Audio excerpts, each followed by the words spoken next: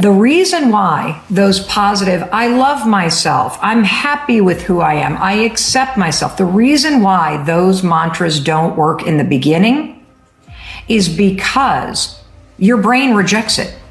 You've spent a lifetime trashing your body, trashing yourself, telling yourself you're stupid, telling yourself that you're not good enough, telling yourself that nothing's ever going to work out for you. There is no way that you're going to be able to stand in front of a mirror, everybody, look yourself in the eye and say, today's the day that I'm going to forget all that stuff and I'm just going to accept myself. And the reason why it's not going to work is because all day long, you then continue to beat yourself up. And so what does work? Well, I'm going to read from chapter 7 of my New York Times bestselling book, The High Five Habit. The place where we left off, for those of you, is page 91, where we were talking about training your mind to change the way that it views the world. Intentionally training your mind to help you. And this is an important thing to learn how to do, because if your mind is going to accept new ways of thinking and new beliefs about you, you must also train your mind to start to see the world differently. And so you can do the exercises that I'm teaching you in conjunction with what I'm about to teach you about mantras. So mistake number one, when it comes to you trying to become a more positive person and when you are trying to change the way that you talk to yourself, is you pick a mantra that you do not at your core believe, okay? You pick something that is the antithesis of how you actually believe it yourself. And so the mistake number one that you're making when it comes to mantras is that you're picking a mantra that is so far away from where you are that your mind immediately rejects it. So that's mistake number one. Mistake number two is that you pick a mantra that is simply just you repeating a statement that is the exact opposite of how you speak to yourself and how you treat yourself all day long. And so, let me just talk about this on a common sense standpoint. Let's say that you really want to become healthier, okay? How many of you want to become healthier, right? And you know all the things you need to do. How many of you want to become healthier and you know the specific actions you need to take in order to become healthier, right? Of course you know what to do. You know that you could eat better food. You know that you could get more sleep. You know that you could move your body a little bit more. You know that you could drink more water. You know that you could lay off the booze and the fatty, starchy foods. All those little actions would add up to a much healthier you. Are you with me? Yes, of course you're with me. Okay, so knowing what to do is the easy part. Knowing kind of what you want, that's the easy part. The problem with sticking to those changes is that your own negative self-talk trashes you all day long. And the negative self-talk, I'm so fat, oh, there I go again, I said I wouldn't have dessert, but I did, oh, I said I wouldn't drink tonight, and I just did, oh, I said I was gonna go gluten-free, and I didn't, oh, I'm sad, so I'm going to do this. Oh, I don't feel like going for a walk. All of that negative thinking and talking, it makes you feel less motivated and less worthy of the change that you want.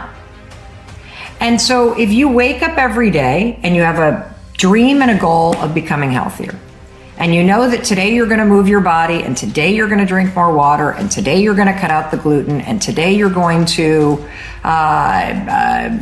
do whatever, you're going to donate the clothes that don't fit so you stop trashing yourself. All things that make you feel better, right? If you stand in front of the mirror and you say, I love you and I accept you exactly how you are. I love you and you deserve to be, and I love myself and I'm going to be healthy. I'm going to be the best me I can be. And then the next thing you do is you go into the kitchen and you glug, glug, glug, glug, glug, pour a ton of cream into your coffee. Your mind is immediately going to go, why did you just do that? Oh my God, here I go. I'm 1 minute into this. And your own negative self-talk just overrode what you said in the mirror. That mantra that I love myself and I accept myself. By the time you got into the kitchen, you have already trashed yourself. The pouring the cream in the coffee is an example that you don't love yourself. You're not sticking to your word. And now your motivation goes boo to change, right? This is why most mantras are complete bullshit. You're picking something you don't believe. So what will work? Because the truth is, research says that having a positive attitude, having an optimistic attitude, being kind to yourself is the secret to motivation and inspiration. When you treat yourself with respect, when you cheer yourself forward, when you forgive yourself when you screw up, you are going to feel more worthy, and you're going to feel more encouraged, and you're going to feel more likely to pick yourself back up, dump the coffee with the cream out, make the coffee with the plant-based thing that you said you would drink, shrug your shoulders, laugh that you just instinctively poured the cream in, and then there you go. Take a sip of your coffee. So we know that positive talk helps. We know that kindness helps when it comes to motivation. The problem is you're picking a mantra that is so pie in the sky, and it's making you feel far away from what you want. And so what will work? I'll tell you what works, and then I'm going to read to you from the High Five Habit. Mantras only work, number one, if you believe them. I'm going to say that again. Mantras only work if you believe them.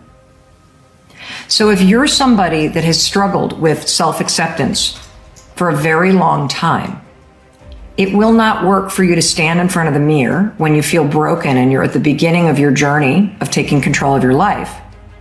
It will not work for you to stand in front of the mirror and to say, I love and accept myself. Because as you stand in front of the mirror and say that, your brain is going to be like, no, you don't. Did you see how you treated yourself yesterday? You do not love and accept yourself. I know I'm a ventriloquist now. I'm your brain. And then that truth, that your actions don't align with what you're saying, plummets your motivation and your desire to change. So what you have to do is pick a mantra that you actually believe. Number one, the secret to an optimistic mindset. You got to be maniacal about your intake. Negativity in here means negativity in your body gets stored here and negativity comes out here. It becomes this loop of negativity. And so in order to build a positive mindset, I want you to be maniacal about positive input. That means really watch your news intake. Do not be watching it every day. Get the facts, get what you need to know from a trusted, measured, calm, factual source, and then turn that shit off, okay? That's number one. Number two, edit your social media. Anything on your social media feeds should be helping you be more resilient, more optimistic, more positive. Anything that you're following that triggers you, that is negative, that rubs you the wrong way. You know, one of the things that I've noticed, I have some favorite celebrities that I have followed for a while because I think they're funny, or I love just kind of their sense of humor.